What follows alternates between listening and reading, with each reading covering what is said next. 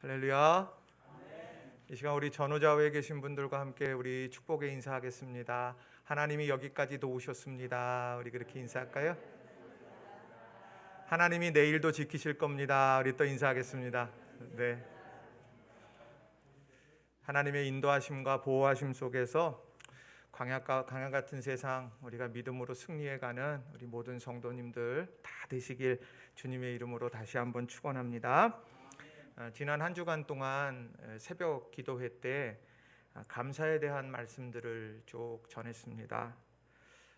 저 자신에게도 이 감사의 주제를 가지고 묵상하는 것이 참 복된 시간이었는데, 또 우리 성도님들도 이 맥주절을 준비하면서 이 감사에 대해서 좀 다시 생각하실 수 있는 시간이 되지 않았을까 기대합니다. 감사의 조건이 뭐가 있을까, 이제 이런 생각을 많이 하게 됐어요. 행동의 제약 참 많습니다. 어떻게 해야 되지? 또 다른 사람 시선도 신경 써야 될 것들도 참 많은 이제 시대를 우리가 살아가고 있습니다. 그런데 돌이켜 놓고 보면 그렇게 비록 행동의 제약을 받고는 있지만 그렇기 때문에 의미에 대해서 묵상할 수 있는 시간이 되지 않았는가 생각해 봅니다. 일상의 당연한 것들이 새로운 감사의 제목이 되기도 하고, 오늘 우리가 바쁘게 지나왔지만 그 바쁨 속에서 놓치고 살았던 것을 하나하나 발견하고 그 의미를 다시 한번 되새기는 그런 시간을 우리는 지나고 있습니다. 오늘 맥추감사절이죠. 농사 짓는 자리가 아닌데 보리 추수가 우리에 무슨 상관이 있을까 생각할 수도 있을 것입니다. 그러나 중요한 것은 하나님께서 이 맥추절을 지키라고 말씀하셨을 때에는 분명한 이유가 있을 것이라는 거죠. 그래서 저는 여러분들과 함께 이 맥추절을 지킨다는 것, 이게 도대체 어떤 의미가 될까, 이것을 여러분들과 오늘 두 가지 중요한 교훈의 메시지를 나누고 또 은혜를 또 나누기를 원합니다. 첫 번째로는요, 불확실한 세상에서 한결같은 은혜를 베푸시는 하나님을 고백하는 것이라는 거예요. 한번 따라해 보겠습니다. 불확실한 세상에서 한결같은 은혜를 베푸시는 하나님을 고백하는 것입니다. 우리가 맥추절이라고 하면 감사를 고백하는 것이다, 우리 그렇게 잘 알고 있지요. 오늘 그런 근간이 되는 말씀이 출애굽기 23장 16절 말씀입니다. 맥추절을 지키라. 이는 내가 수고하여 밭에 뿌린 것의 첫 열매를 거둠이니라. 이렇게 말씀을 분명하게 하고 있다라고 하는 것입니다. 그런데 이 맥추절을 지키라고 말씀하시면서 오늘 하나님께서 원하시는 방법을 오늘 본문에 분명하게 말씀해 주셨다는 거예요. 내가 수고하여 밭에 뿌린 것의 첫 열매를 거둠이니라. 그러니 오늘 내가 첫 열매를 거두었다라고 하는 것, 그것을 기억하면서 감사한다, 이렇게 하나님께서는 방법을 알려주고 있다는 겁니다. 자, 농사를 지면, 저도 이제 시골에서 목회를 해봤으니까 시골에서 목회를 이렇게 하다 보면 매년 똑같습니다. 바쁠 때 모내기를 하고, 뭐 이렇게 밭을 이렇게 뭐 잡초를 뽑아야 될 때, 고추 모종을 심어야 될 때, 마늘을 수확해야 될 때, 콩을 털어야 될 때, 이런 일상의 삶이 첫 해에는 그렇게 신기합니다. 목회 나가서 처음에 첫 해에는 아니 어떻게 이렇게 돌아가는구나. 그러면 두 해, 세 해 뭐 이렇게 지나가다 보면 지금쯤이면은 뭐를 하지? 지금쯤이면 콩을 털 거야. 지금쯤이면 마늘을 심겠네. 뭐 이런 것들이 다 이제 가늠이 된다라고 하는 거예요. 그러니까 농사를 짓는다라고 하는 것은 일정한 패턴이 이렇게 있습니다. 그런데 오늘 이 말씀을 받고 있는 유대인들, 광야 2세대의 이 사람들에게 있어서 농사 짓는다, 첫 열매다라고 했었을 때는 어떤 생각이 들겠느냐는 거예요. 잘 아시다시피 광야에서 태어난 사람들이 약속의 땅으로 들어갔습니다. 그들은 태어나면서부터 본 게 하늘의 구름 기둥이고, 태어나면서부터 본 게 잠들기 전에 보는 게 이제 불기둥이었을 거예요. 부모님이 나아가서 이렇게 거두어다 주시는 것, 그리고 자기가 나가서 거두어오는 만나와 메추라기를 먹는 게 그들이 지금까지 살아온 삶의 패턴이라는 겁니다. 그런데 이 사람들에게 오늘 하나님이 말씀하세요. 내가 그 땅에 들어가서 수고하여 밭에 뿌린 첫 열매를 보고 감사하며 맥추절을 지키라. 이게 어떤 의미를 갖고 있겠습니까? 하나는 익숙하지 않은 땅에서 저들이 그 결실한 것을 보면서 하나님을 보게 된다는 거예요. 광야는 늘 움직입니다. 구름 기둥이 움직이면 움직여야 해요. 그리고 그 구름 기둥이 멈추면 거기에 멈춥니다. 그러니 항상 유동적이 되는 것이 광야예요. 자, 그런데 그 오늘 약속의 땅에 들어가면 약속의 땅은 어떠냐? 이동하지 않아요. 그 자리에 뿌리를 내립니다. 그곳에서 자신이 수고하여 땀을 흘려요. 오늘 광야에서는 그 만나와 메추라기를 거두어 들이면 되는 그런 삶이에요. 그런데 약속의 땅에 들어가면은 내가 그 풍요로운 땅에서 내 땀과 내 노력이 힘기워져야만 거둘 수 있는 것, 그게 바로 그 땅의 모습이었다는 겁니다. 완전히 달라요.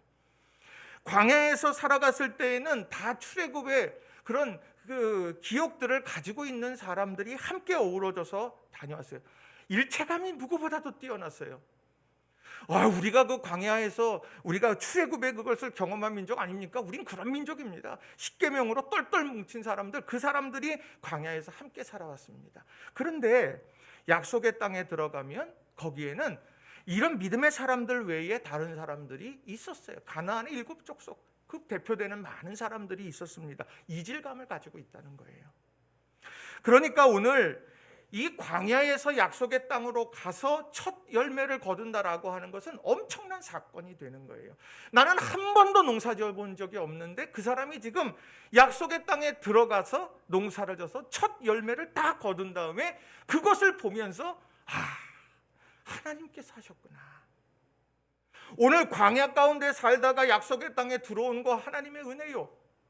그리고 그 땅에서 내가 한 번도 해보지 못했던 그런 농사를 짓는 것, 지금처럼 무슨 농경 교육이 잘 돼가지고 귀농하려면 미리 준비하게 하고 그런 게 아니라 그저 가서 이렇게 눈치껏 하고 뭐 시도도 해보고 그랬을 거예요. 그렇게 하면서 거두어들인 첫 열매 얼마나 남다르겠습니까? 오늘 하나님께서는 그 첫 열매를 거둘 때 그 첫 열매를 바라보며 하나님 앞에 맥추절을 지키라고 이야기하는 거예요. 광야에서도 하나님 지키셨어요. 약속의 땅에도 들어오게 하셨어요. 비록 연약하지만 하나님께서는 결실의 은혜를 경험하게 만드셨다라고 하는 겁니다. 오늘 이들의 시선이 어디에 있겠습니까? 처음엔 그 첫 열매에 모든 시선이 집중되었을 거예요. 그러나 오늘 이 맥추절을 지키라라고 하는 이 말씀을 실행해 가면서 그들의 시선은 첫 열매가 아니라 하나님께로 향하게 되더라는 겁니다. 오늘 우리가 맥추절을 지키는 이유는 다른 데 있지 않습니다. 여러분의 삶도 일정한 패턴이 있지 않습니까? 일정한 패턴이 있지 않으세요? 내가 월요일은 뭘 하고 화요일은 뭐 하고 수요일은 뭐 하고, 아니면 매일매일 똑같은 패턴으로 우리가 그렇게 살아가는지 몰라요. 그런데 다시 역사의 시계를 거꾸로 돌려봐요. 내가 처음 경험했던, 내가 처음 어설프게 모든 것을 시작했다가 그것을 결실하게 되어졌을 때의 그 감격, 그 순간에 어떤 고백을 합니까? 하나님이 하셨습니다. 맥추절에 담긴 의미가 바로 거기에 있다라고 하는 겁니다. 잘 아시다시피 약속의 땅은 불확실한 땅입니다. 약속의 땅은 불확실한 땅이에요. 왜요? 내가 경험해보지 못했기 때문에 불확실한 땅입니다. 그럼 오늘 우리에게 불확실한 땅은 언제입니까? 우리의 내일이에요. 오늘과 내일이에요. 우리는 한 번도 경험해보지 못한 그런 시간들을 우리는 오늘도 살아내고 있다라고 하는 겁니다. 여기 우리 청소년들이 있고 청년들이 있습니다. 이 시간이 지나가고 어떤 직업을 갖고 어떤 자리에서 어떤 역할을 할지 아무도 모릅니다. 바라는 것은 있지만 아무도 확실하게 보지 못해요. 그러나 중요한 건 그 불확실한 자리 안에서도 하나님에 대한 이런 확실한 믿음, 하나님께서 나의 지금까지 하나님께서 함께 해주셨고, 그리고 하나님께서 내 인생의 미래도 하나님께서 함께 해주실 거다, 이런 신앙의 감사와 고백을 가지고 있다면, 그러면 우리의 신앙은 절대로 무너지지 않는다라고 하는 거예요. 내 일터에서 여러분이 맥추 감사절을 맞이하면서 여러분 내 일터에서 경험하게 됐던, 내 연약함 속에서도 하나님께서 이루게 하시고 경험하게 하신 은혜가 무엇일까를, 그래서 이 맥주절에는 우리가 돌아봐야 되는 거예요. 내 가정에서 경험한 은혜, 그 은혜가 도대체 무엇이 있을까? 나는 여전히 연약하고 부족한데 오늘 이것을 다시 한번 점검하면서, 땅은 달라졌어요. 광야 땅, 약속의 땅, 그 광야 다 달라졌지만 그 가운데서 하나님의 돌보심은 늘 한결같았다. 이것을 다시 한번 믿음으로 고백해 갈 수 있는 저와 여러분이 다 되시기를 주님의 이름으로 간절히 축원합니다. 그런데 하나님께서, 이런 하나님께서 맥주절을 지키라고 하시면서 하나님께서 말씀하신 것이 있습니다. 자, 신명기 16장 16절과 17절의 말씀입니다. 같이 한번 읽어보겠습니다. 신명기 16장 16절과 17절 같이 읽습니다. 시작.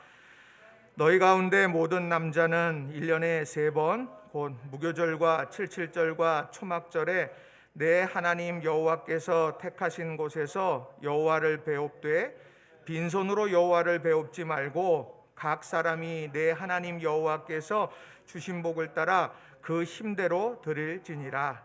아멘. 오늘 이 말씀 앞에 내가 처음 소산을 가지고 그것을 보면서 하나님 앞에 맥주절을 지키라 그러면 좋아요, 하나님 감사해요. 그런데 신명기 16장과 17절로 딱 넘어가면 사람이 마음에 걸림이 생겨나기 시작합니다. 아니, 하나님께서 맥주절을 지키라고 말씀하시면서 여호와를 배웁되 빈손으로 여호와를 배웁지 말라고 이렇게 말합니다. 예물을 준비하라고 말해요. 또 17절에도 보면 각 사람이 내 하나님 여호와께서 주신 복을 따라 그 힘대로 드릴지니라 이 말씀합니다. 빈손으로 나오지 말라, 이 말씀 딱 듣는 순간 마음에 푹 하고 걸림이 생겨요. 하나님께서 뭐가 부족하시다고 나 같은 사람에게 빈손으로 나오지 말라고 이렇게 말씀하실까, 그런 생각을 하게 됩니다. 그런데 하나님이 정말 받기를 원하시는 것은 뭘까? 하나님은 감사의 고백을 받고 싶어 하신다라고 하는 거예요. 그런데 그 하나님께 드리는 그 예물이 어떤 것이냐? 여호와께서 주신 복을 따라 그 힘대로 드릴지니라. 두 가지가 담겨 있는 거예요. 하나는 여호와께서 이것을 주셨습니다.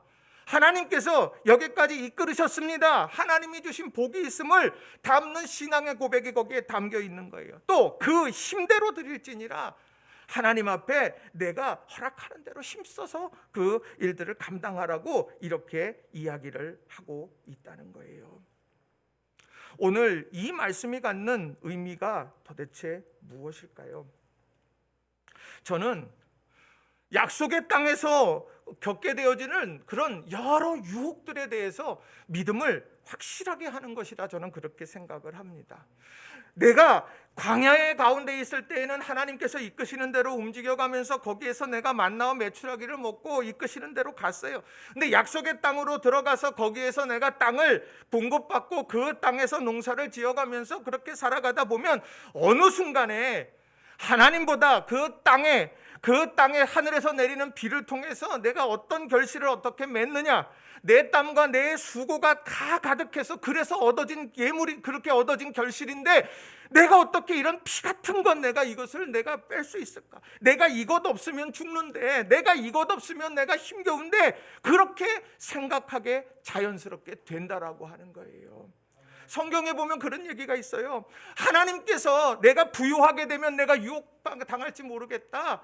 왜? 내가 그 재물, 내가 그 모든 것을 내 능력이 아니라 하나님께서 그것을 허락하게 주셨다라고 하는 것, 그것을 꼭 기억해야 된다고 하나님께서는 말씀하고 계시다라고 하는 거예요. 그러니까 다시 말하면 하나님과 재물을 겸하여 섬길 수 없다. 약속의 땅에서 그것을 우리들에게 다시 한번 일깨워 주는 것이 오늘 이 말씀이라는 거예요. 하나님 앞에 빈손으로 나와 배웁지 않고 여호와께서 주신 복을 따라 그 힘대로 드릴지니라. 오늘 이 사실을 다시 한번 마음속에 깊이 새기시는 저와 여러분이 다 되시기를 바랍니다. 맥주감사절 예물을 우리가 준비해서 하나님 앞에 올려드립니다. 혹시 여러분 하나님 앞에 적선하듯이 그렇게 한다고 하면 여러분 그러시면 안 돼요. 오늘 우리의 삶 속에 하나님이 여기까지 인도하셨고 나를 주장하시고 나와 함께 하시는 분은 하나님이십니다 라고 하는 그런 감사의 고백을 담아서 하나님 앞에 올려드리는 거예요. 일이 잘 될 때 어떻습니까? 일이 잘 될 때 하나님 계신가? 그냥 그거 다 잊어버립니다. 일이 잘 되니까 난 걱정 근심 없어요. 그래요. 그런데 일이 잘 안 될 때는 하나님 나를 사랑하지 않습니까? 그러면서 하나님을 원망합니다. 일이 잘 될 때는 내가 잘하는 거예요. 근데 잘 안 될 땐 그것은 하나님이 잘못하시는 거예요. 우리 그렇게 생각을 해요. 아니요. 그 순간에 여러분 다시 고백하는 거예요. 하나님, 내 인생의 주인은 하나님이십니다. 우리가 이것을 다시 한번 마음속에 깊이 새기는 저와 여러분이 다 되시기를 바랍니다. 혹여나 여러분, 목사님 이 감사절에 왔는데, 감사절에 오랜만에 왔는데 빈손으로 나와 여호와를 배웁지 말라고 이야기하고 여호와께서 주신 복을 따라 그 힘대로 드려야 된다는 말씀, 그게 걸림이 된다고 그러면 여러분 용서하십시오. 그러나 중요한 것은 오늘 우리 삶에 감사의 마음과 표현, 우린 그건 중요한 거예요. 그래서 명절 때 이런 절기 때가 되면 그래서 많은 소외된 사람들에게 나눔이 있었던 겁니다. 왜요? 나눔이 왜 필요했었느냐? 바로 그 나눔을 통해서 나는 물질이 내 주인이 아니라 하나님이 내 주인이시라는 것을 믿음으로 고백했다는 거예요. 여러분, 이 맥추절에 여러분 우리가 돌볼 사람들이 있는지 돌아보았으면 좋겠습니다. 또 우리가 사랑해야 되는 사람들이 있는지 다시 한번 돌아볼 수 있는 우리 모든 성도님들 한 분 한 분이 다 되시기를 주님의 이름으로 다시 한번 축원합니다. 둘째는요, 영적 자세와 태도를 바르게 교정하는 시간이라는 거예요. 한번 따라해 보겠습니다. 영적 자세와 태도를 바르게 교정하는 시간입니다. 여러분 축구 좋아하십니까? 전 축구 이제 국가대표 대항전만 봅니다. 이제 국가대표 특히 한일전, 어떻게든 봅니다. 한일전 이렇게 쭉 보다 보면 참 신기한 게 있습니다. 이렇게 축구를 하다가 전반전에 막 이제 헤맵니다. 막 이렇게 하다가 안 되다가. 근데 아주 저 작전 타임 딱 그 중간에 하프 타임 딱 끝나고 난 다음에 그 다음에 딱 후반전을 딱 하게 되면 완전 저 선수가 저 선수인가 싶을 정도로 이렇게 바뀌게 되는 것을 보게 됩니다. 이게 왜 이렇게 됐을까 생각해 보면 그 사람들이 거기에 모여가지고 하는 이야기가 전반전을 마치고 후반전을 준비하는 그때, 야, 이렇게 돼서 너는 여기서 좀 치고 나가, 너 누구를 좀 맡아, 그러면서 그런 이야기들을 쭉 이제 하지 않았을까 하는 거예요. 저는 그 라카룸에 들어가서 같이 이야기해 본 적은 없으니까요. 그러나 그 하프타임 바로 그때 모든 논의들이 되고 또 내가 보지 못했던 것들을 다시 한번 점검하고 또 지금 다 포기하려고 했을 때 다시 한번 마음을 잡고 그렇게 나아가는 시간이 그런 하프타임의 시간일 거라고 하는 거예요. 저는 이 맥추절이 바로 그런 영적인 자세와 태도를 교정하는 시간이다, 저는 그렇게 생각을 합니다. 하나님이 분명히 세 가지를 이야기하셨죠. 유월절과 맥추절과 수장절을 지키라. 이 말씀 속에서 우리가 흐트러졌던 신앙을 다시 한번 탁탁 잡아내야 되는 이제 그런 시간이 바로 이 절기라고 하는 거예요.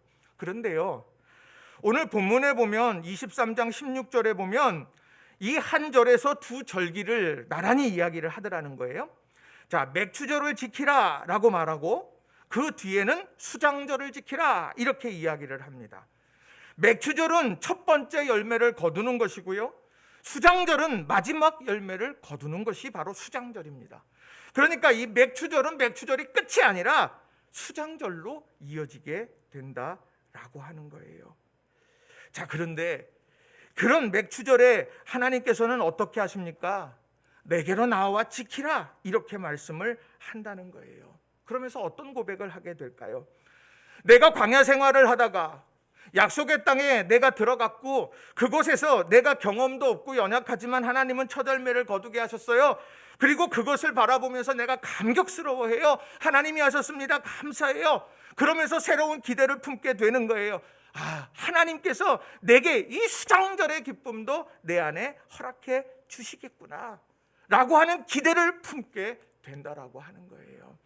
지금까지 이루신 하나님께서 우리의 삶의 매 순간순간 하나님이 돌보실 것을 여러분 믿으시길 주님의 이름으로 축원합니다. 자, 그런데 그렇게 될 때, 하나님 앞에 딱 서게 될 때, 맥추절을 지키러 서게 될 때, 그때 누구를 보느냐? 자기 자신을 보는 거예요.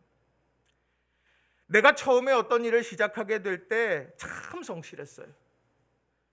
그런데 어느 순간 되니까 관록이 붙고 일하는 방법을 알다 보니까 어느 순간인가 초심을 다 잃어버렸습니다. 너무 잘 되니까 때로는 교만하기도 하고요. 너무 안 되니까 완전히 절망에 빠지기도 합니다. 그리고 내가 어느 순간인가 내가 손발은 멈춰 있고 내가 입으로만 이야기할 때도 많이 생겨나더라는 거예요. 사람은 그렇게 항상 변화하게 되는 겁니다. 변질되게 돼요. 그런데 그러한 상황을 내가 점검하게 되어지는 것, 이게 절기라고 하는 거예요. 말씀을 준비하면서 떠오른 교회 하나가 있었습니다. 바로 에베소 교회였어요. 이 에베소 교회는 참 많은 일들을 감당했던 교회인데 얼마나 많은 일들을 감당했느냐. 자, 요한계시록 2장 2절을 보면 2절과 3절에 보면 이렇게 기록을 해요. 내가 내 행위와 수고와 내 인내를 알고 또 악한 자들을 용납하지 아니한 것과 자칭 사도라 하되 아닌 자들을 시험하여 그의 거짓된 것을 내가 드러낸 것과 또 내가 참고 내 이름을 위하여 견디고 게으르지 아니한 것을 아노라. 내 행위의 수고를 내가 알아. 하나님이 인정해 주세요. 얼마나 감사해요. 내가 얼마나 애쓰고 수고했는지 하나님이 아신대요. 내 인내를 안대요. 내가 꼼짝할 수도 없는데 내가 그 일을 감당하기 위해서 힘을 냈고 견디어냈고 그리고 내가 그 일을 완성해냈어요. 그 인내를 하나님이 아신대요. 그리고 악한 자를 용납지 아니한 것과 공의의 문제예요. 공의의 문제, 내가 그것을 소홀히 여기지 않았습니다. 3절에도 보면 내가 참고 내 이름을 위하여 견디고 게으르지 아니한 것을 아노라, 이렇게 말씀합니다. 행위에 대해서 안다는 것을 말씀하는 거예요. 여러분 수고하고 애쓰고 참고 노력하고 이 모든 것을 하나님께서 여러분 인정해 주시는 것, 이게 축복임을 여러분 믿으시기 바랍니다. 그런데 중요한 건 그 다음 절에 요한계시록 2장 4절에 이런 말씀이 있더라고요. 그러나 너를 책망할 것이 있나니 너의 처음 사랑을 버렸느니라. 내가 행위나 수고나 인내나 내가 게으르지 않고 열심히 달려온 그 상황 내가 인정한다. 그러나 돌아봐라. 처음 사랑을 내가 잊어버리고 있지 않는가라고 하는 거예요. 이 말씀이 갖는 의미가 무엇일까요? 행위가 있어요. 중요합니다. 그런데 그 안에 담겨 있어야 될 가치와 정신이 사라져버리면 안 된다는 거예요. 맥추절은 바로 그래서 하나님 앞에 나아가서 하나님 앞에서 내 자신을 점검하는 시간이 된다라고 하는 겁니다. 무엇을 점검할까? 에베소 교회의 모습을 보면 처음 마음이라는 거예요. 처음 마음, 처음 사랑. 처음과 달리 이제는 익숙해져서 최선을 다하지 않는 나태가 내 안에 있지는 않는가? 내가 지쳐서 손발이 멈춘 말뿐인 삶이 되고 있지는 않는가? 잘 풀리니 하나님 잊어버리고 내 잘난 맛에 내가 그렇게 살아가고 있지는 않는가? 아니면 내가 잘 안 되고 있어서 완전한 절망으로 인해서 주저앉고 있지는 않는가? 오늘 우리 삶의 영적인 탈진이나 영적인 교만이나 그것은 불신앙의 두 가지의 다른 모습들이라는 거예요. 맥추절은 이런 자기 점검을 통해서 후반전을 우리에게 나아가도록 만들어 주신다라고 하는 거예요. 그래서 오늘 출애굽기 23장 17절에서 맥추절을 어떻게 지킬 건지를 이렇게 말해요. 내 모든 남자는 매년 3번씩 주 여호와께 보일지니라. 주 여호와 앞에 서는 거예요. 오늘 주님 앞에 서면 내 어두움이 다 드러나는 거예요. 주님 앞에 서면 내 부족함도 드러나는 거예요. 근데 그게 끝이 아니더라고요. 드러날 때 그것이 회복되더라는 겁니다. 오늘 사랑하는 성도님들, 세상에서 우리는 다 갖가지 가면 쓰고 살아가요. 좋은 사람 되고 싶어요. 좋은 사람의 가면도 써요. 내가 지혜로운 사람으로 내가 인식되고 싶어서 지혜로운 가면을 내가 쓰고 살아요. 그러나 하나님 앞에서 우리 그러시면 안 됩니다. 하나님 앞에서는 진실된 모습으로 서야 되는 거예요.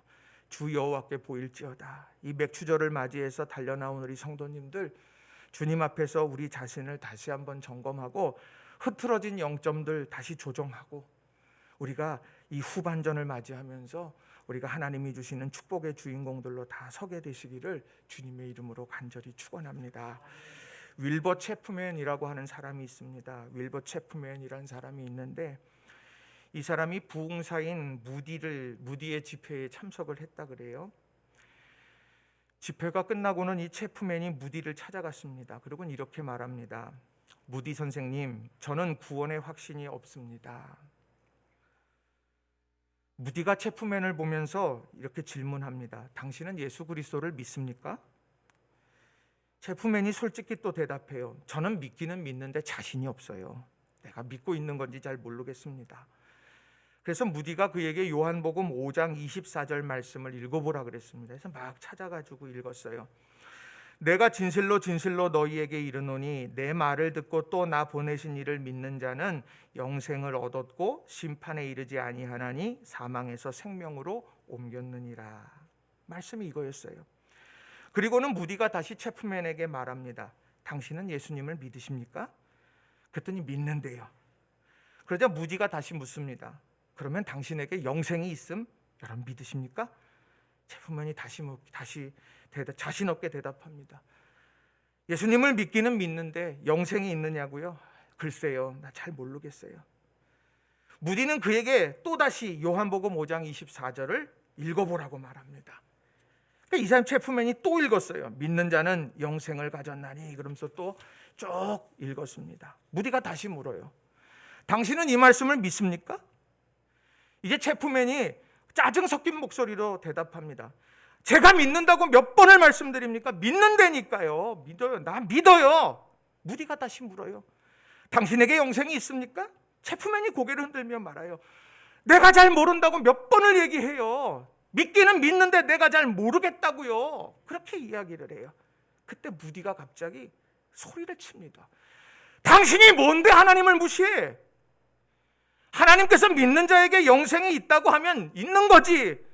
말씀이 그렇게 있고 예수님을 믿는다면 그 말씀을 믿어야 고백해야지. 그러면서 그 사람을 질책하게 됐다는 거예요. 그랬더니 그 체프맨이 그러면 제게 영생이 있는 것이 맞습니까? 하나님이 있다면 있는 거예요. 그게 믿음이에요. 그런 이야기를 하더라는 거예요. 여러분, 우리가 하나님의 말씀에 대해서 우리가 아는 것 중요해요. 저도 하나님의 말씀에 대해서 하나하나 곱씹어보고 하나하나 살펴보고 하나하나 이 의미나 맥락이 어떨까 막 좀 그런 거 굉장히 찾아내고 하는 거 전 너무 좋아하고 중요하게 여겨요. 근데 중요한 건 아는데 믿지 않으면 아무 의미가 없는 거예요. 그게 나하고 아무 관련이 없는 거예요. 지식의 축적밖에 안 되는 거예요. 오늘 영적으로 자기를 점검한다? 맥추절에 하나님 앞에 영적으로 점검한다? 다른 거 뭘 질문하겠어요? 하나님 믿으십니까? 예수님 믿으세요? 네, 믿어요. 영생 있음을 믿어요? 아유, 글쎄요, 나 잘 모르겠어요. 예수님 믿으세요? 아니요, 네, 믿어요. 근데 하나님이 당신 돌보신 거 믿어요? 글쎄, 잘 모르겠어요. 여기에서 계속 흔들리는 것이 아니라 믿음으로 선포하고 결단하는 거예요. 하나님, 여기까지 이끌어 주신 것 하나님의 은혜이고, 하나님, 나는 하나님에 대한 시선을 다시 한번 정확하게 고정하겠습니다. 그렇게 다짐하는 것이 바로 이 맥추절의 중요한 의미가 된다는 거예요. 여러분, 코로나19 얼마나 힘드셨어요? 또 힘들잖아요, 지금도. 누가 하나 나 딱 건드리면 한 명만 건드려. 내가 오늘 이 쌓인 분노와 이 절망과 답답함과 불확실성이 주는 안타까움, 내가 이거 한 방에 내가 다 쏟아내버릴 거야. 그렇지 않습니까? 사람들이 얼마나 날카로워져 있는지 몰라요. 그렇지만 중요한 건 그 상황 속에서 우리가 기억해야 될 게 뭘까? 영적인 자세와 태도가 내가 하나님을 향해 고정되어져 있는가, 이것을 점검하는 저와 여러분이 다 되시기를 바랍니다. 하나님의 말씀 믿으시기 바랍니다. 하나님 말씀 믿으셔야 돼요. 이게 진짜 중요한 겁니다. 그 말씀 아멘하여 받고 아멘하여 새기고 그것을 내 심계하로 새기면서 믿음의 길을 거두면 결국 그 길을 걸어가다 보면 수장절의 기쁨을 맛보게 될 거라고 하는 거예요. 여러분 꼭 기억하세요. 내 삶에 내가 보는 인식 자체 가지고 하나님은 살아계시다 안 살아계시다, 하나님 나 사랑한다 안 사랑, 그렇게 단정 짓지 마세요. 제가 지금까지 목회하면서 수많은 사람들 보고 저 자신도 하나님 앞에 성도로서 하나님 앞에 서게 될 때 한결같은 고백은 그거예요. 내가 원망하고 내가 답답해하고 했는데 그러나 지나고 나서 보니까 야, 하나님 이런 계획이 있었구나, 이런 깨달음을 저한테도 주시더라는 거예요. 여러분 믿음 안에서 하나님을 바로 믿고 하나님께 영적인 호흡, 영적인 시선을 정확하게 고정하는 저와 여러분 다 되시기 바랍니다. 세상 사람이 너 아직도 교회 다녀? 그거 다 한 기도 한 흘리세요. 내가 이 길이 중요한 내가 생명의 길인데 내가 뭘 흔들려고, 내가 왜 자꾸 거기에 자꾸 춤을 추시려고 그러세요? 세상에서 하나님 살아계셔 안 살아계셔 뭐 그거 얘기하는 게 뭐 그렇게 그거에 자꾸 우리가 움찔대고 그럴 필요 없어요. 우리는 하나님 살아계신 걸 믿고 하나님 보호하심 속에서 살아가는 사람들입니다. 이걸 꼭 가슴에 새기고 살아가는 우리 성도님들 되시기를 바랍니다. 말씀 정리합니다. 말씀을 준비하면서 분당 우리 교회를 담임하시는 이찬수 목사님이 쓰신 처음 마음이라는 책을 보게 됐어요. 처음 마음. 근데 거기 부제가 뭐냐면 인생의 참 행복을 시작하는 내 마음의 전원 스위치. 인생의 참 행복을 시작하는 내 마음의 전원 스위치. 난 이게 너무 이게 가슴을 울리더라고요. 전원 스위치를 켜면 불이 켜져요.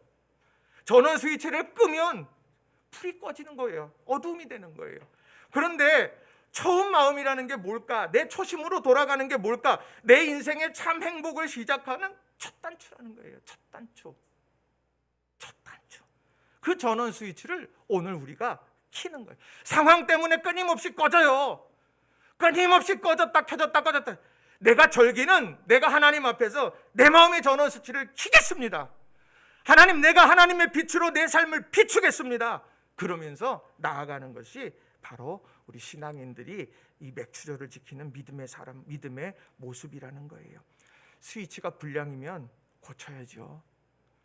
스위치가 문제가 있으면 우리가 다시 한번 돌아보는 거예요. 그리고 그것이 꺼져 있어요. 내 마음의 결단이 없어요. 키기로 작정하세요. 그게 바로 오늘 믿음으로 살아가는 겁니다. 지금쯤 코로나19가 거의 끝나가서 백신 맞으시는 분들 마스크 다 벗고 다니시고, 그리고 이제 해외여행 가시는 분들은 또 가기도 하고, 우리나라 동서사방으로 흩어져서 또 이제 또 휴가를 보내고 그럴 줄로 알았는데 요즘에 변이 바이러스가 워낙 기승을 부려가지고 힘들어요. 그러면 여러분들의 마음에 절망이라고 하는 어둠이 더 내려가요. 이거 언제까지 될 거야? 그러나 그 순간에 여러분 마음의 전원 스위치를 켜시는 우리 성도님들이 다 되시기 바랍니다. 하나님이 여기까지 인도하셨어요. 하나님이 내일도 이끄시고 책임지실 겁니다. 내 연약함 속에서도 첫 열매 거두게 하셨어요. 하나님께서 시간이 지나 수장절의 기쁨도 우리에게 허락해 주실 겁니다.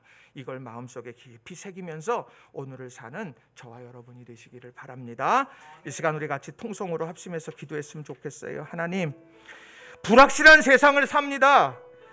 그러나 광야에서도 약속의 땅에서도 하나님 함께 하셨어요. 첫 소산의 제물, 그걸 보면서 하나님이 이루셨구나. 그걸 보며 감사하는 그 믿음 회복하게 해주세요. 내가 삶을 살아가면서 상황에 찌들려서 세상 사람들의 말에 흔들려서 내가 좌충우돌하면서 내가 흔들 실족하며 내가 그렇게 살아가는데, 하나님, 내 영적인 시선이 주님께로 향하게 해주세요. 내가 주님께로 정확하게 고정되게 해주세요. 이 시간 우리 하나님 앞에 결단하며 기도하도록 하겠습니다. 기도하십시다. 사랑과 은혜가 충만하신 아버지 하나님, 감사합니다.